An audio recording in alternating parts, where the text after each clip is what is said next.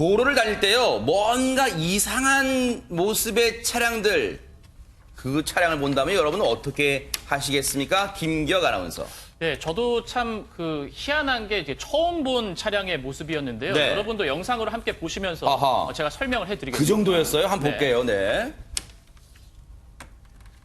네, 6월의 어느 주말 나들이를 나선 블랙박스 차량이 운전을 하던 중에 특이한 차량을 발견하는데 어떤 번호판이 점이요? 네. 양쪽이 접혀 있어요. 아, 접힌 거예요? 네, 아하. 양쪽 끝이 접혀 있어요. 그러니까 번호가 잘 안 보이게 접혀 있어요. 네. 이때 이제 신고를 하고 경찰이 출동을 했는데 달아나죠. 네. 뭔가 의심이 확신으로 변합니다.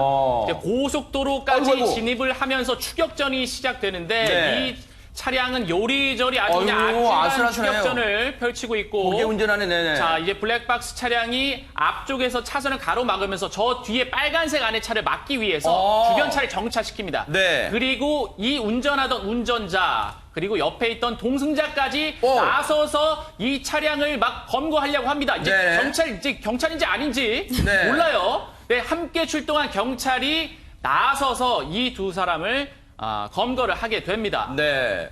지금 저 차량에 지금 누가 타고 있었는가 저희가 잠시 뒤에 얘기를 해볼게요. 그런데 이수정 교수님. 네. 일반 차량이 뒤에 번호판이 이렇게 접혀 있는 거 뭐 전 난생 처음 봤어요, 진짜. 글쎄 번호판을 가려놓은 주차해놓고 이제 불법 주차해놓고 가린 거는 많이 봤는데 네. 저렇게 번호판이 아예 접혀 있는 건 전 처음 봤습니다. 네. 그래서 결국에는 이렇게 번호판을 알리면 안 되겠다는 무슨 고의가 있지 않는 이상 이렇게 할 리가 없죠. 그러니까 범행에 사용됐거나 네. 아니면 범행을 저지르려고 하는 사람의 차량이다 이렇게 추정할 수밖에 없죠. 뭔가 구린 데가 있으니까 저렇게 접었겠죠. 그런데 어쨌든 법적으로는 저게 불법이잖아요. 자동차 관리법에 따르면 자동차 번호판에 식별을 곤란하게 했을 때 처벌을 할 수 있도록 돼 있습니다. 만약 고의적으로 했다면 처벌이 되는데요.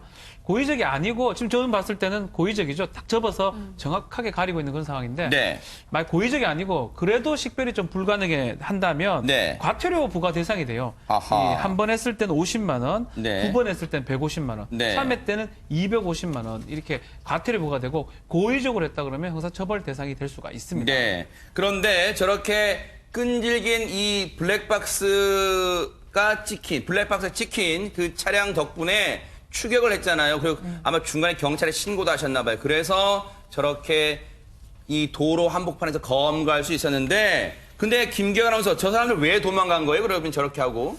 자, 이게 번호판이 접혀 있으니까 뭔가 의심을 하고 이 블랙박스 차량 운전자가 신고를 한 거잖아요. 네.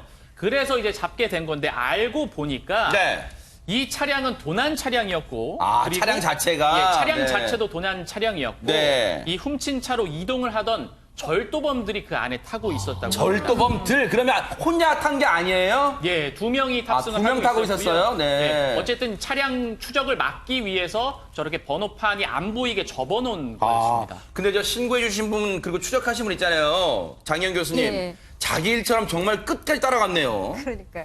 그 두 사람이었어요. 차에. 그러니까 추격한 사람들도 차 안에 둘이 있었습니다. 아버지 아들이었고 아들은 20대 이제 건장한 청년이었어요. 아버지는 50대였었고. 근데 이 신고한 아버지, 신고만 한 게 아니라 추격까지 해서 법인을 저렇게 차를 세우기까지 한 저 아버지의 직업이 대전경찰청 지능범죄수사대 김성태 경위였어요. 경찰이에요? 현직 경찰이었었고 그렇더라도 사실 저는 일반적으로 만약에 저렇게 접힌 차를 본다면 무슨 과속을 한데 어쨌든 간에 뭔가 위법이나 불법을 하는데 좀 눈가림으로 하려는 거 아닐까 정도 생각을 했겠지 차량 절도범이라는 생각까지는 못했을 것 같고 추격까지는 못했을 것 같은데 네. 아무래도 신고 정신이 좀 경찰이다 보니까 스스로 이제 신고라기보다는 검거하려는 게 있었고 본인이 근무 시간이 아니었어요. 그 편찮으신 부모님을 병문안 가는 길에 세상에. 아들과 함께 휴일에 가는 길에 발견을 하고 근무 시간 외에 이렇게 범인을 직접 검거를 하게 되는데 본인 스스로도 이런 일이 처음이라고 하고 또 한 사람 대견하기 전에 옆에 아들이에요. 아버지는 뭐 현직 경찰이니까 뭐 많이 봤다고 쳐도 아들은 솔직히 말하면 아버지가 경찰이라도 본인이 경찰은 아니잖아요. 근데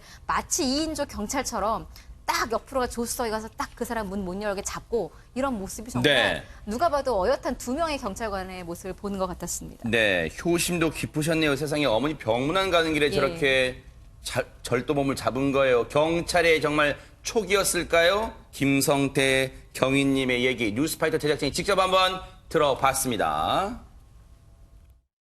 정상은 아닌 거죠.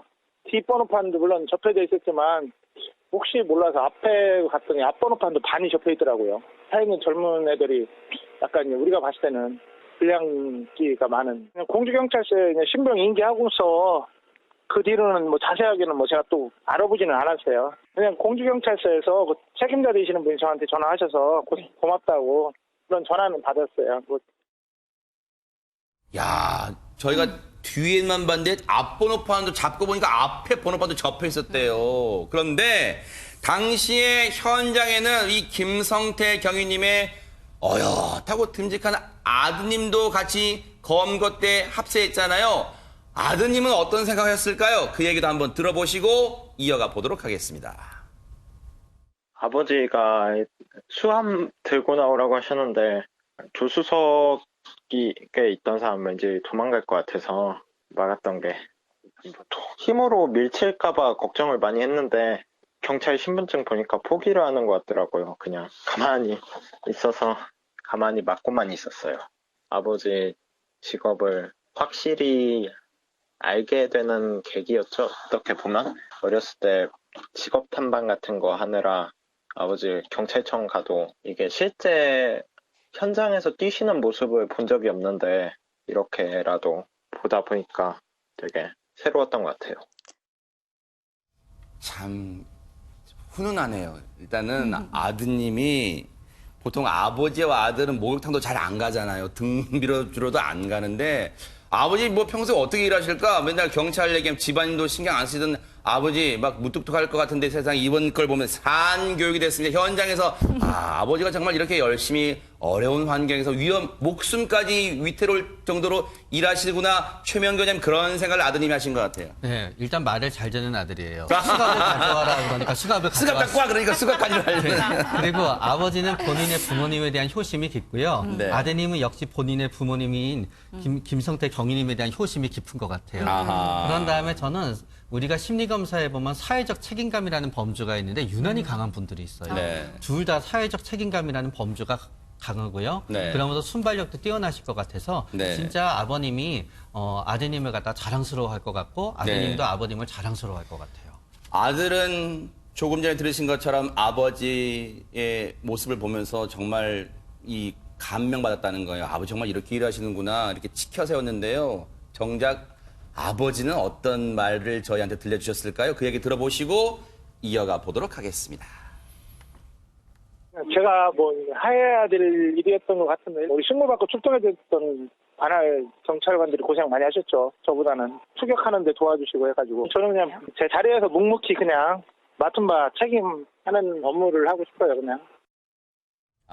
참 이수정 교수님 물론 이 고유정 사건 같은 그런 강력 사건을 경찰이 해결한 것도 물론 든든하고 중요합니다만 이렇게 우리 삶의 정말 절도범을 끝까지 물론 자기가 근무 시간이 아닌데도 끝까지 찾아가는 가서 검거를 하는 이 경찰의 정신, 경찰 정이 살아있는 그분들을 보면서 우리가 참 발 뻗고 자는 것 같습니다. 네, 뭐 너무나 감동이다. 그러니까요, 네. 소명의식이 있는 분들이 정말 세상을 바꾸고 있다 이런 생각이 들고요. 뭐 여러 가지로 지금 비판을 많이 받으시지만 이렇게 성실하게 최선을 다해서 근무하시는 분들이 훨씬 다수라는 점을 국민 여러분들께서 잊지 말았으면 좋겠습니다. 네.